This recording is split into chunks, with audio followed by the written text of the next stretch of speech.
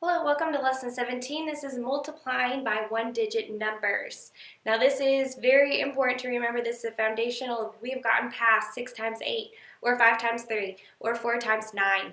We are going to be multiplying one-digit numbers by two-digit numbers and also by three-digit numbers. So this is very important to understand and know and be very confident in.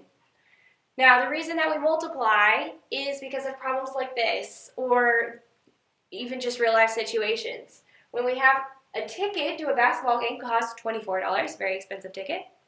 How much do 3 tickets cost? So instead of adding $24 plus $24 plus $24, which would take us a bit of time, and of course, we all know that mathematicians are lazy. That's too much work. I don't want to do it.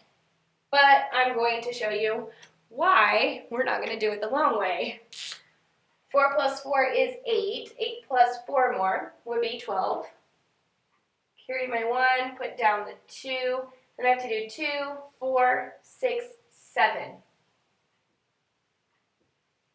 $72. Now that's an easy case because I'm multiplying by 4s and I only have 3 of them, and I only have 3 2s to multiply by. So that's actually best case scenario when adding the same number multiple times. But that, again, is just still too much work. So we're going to do $24 times 3 instead. This is a more simple problem, and I already know my multiplication facts. So when we know our multiplication facts, this becomes fairly simple. I'm going to do 3 times 4, which memorize as 12.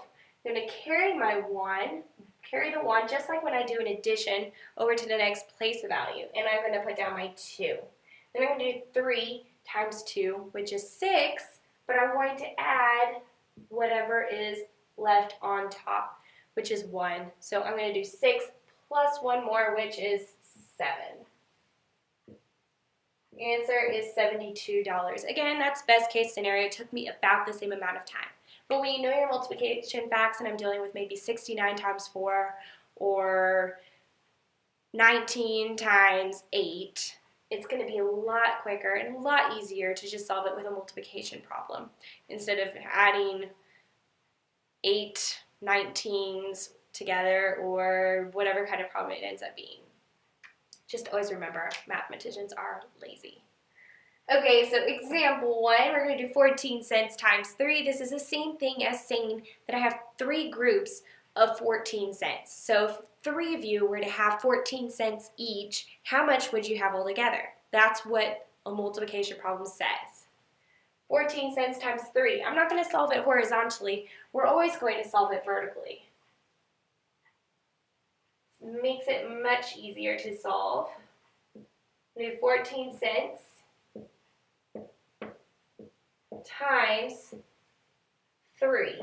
Now, because the problem wrote it with a 0 right here, we really don't need to multiply the 3 times 0 because it's always going to be 0 and there's nothing afterwards. So zeros are important, but when it's just here as a space holder, I can easily rewrite my 14 cents like this with no 0, and I'm still going to get the same answer. So my 0 right now is not important because it's at the end. It's the last digit to multiply by. So I'm multiplying by nothing. So I'm going to go ahead and just do 3 times 4, which is still 12, and 3 times 1, which is 3, plus 1 is 4.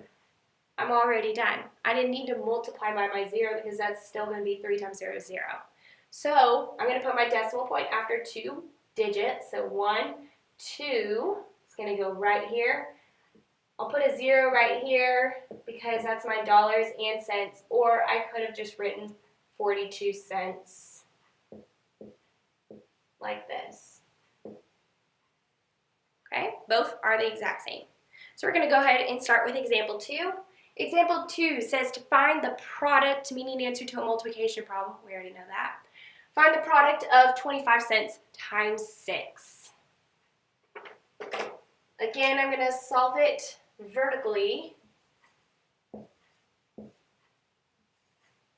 25 cents times 6. Again, my 0 really isn't important right now. 6 times 5 is 30. I'm going to carry my 3 because that says 3 tens. It goes over to the next place value. My 0 comes down. Then I'm going to multiply 6 times 2 because I need to multiply 6 times every single digit. 6 times 2 is 12 plus, I don't know how well you can see this, but it says plus 3. So 12 plus 3 is 15. Since that's still 0, I don't really need to touch it. I can just write down my 15. It's $1.50.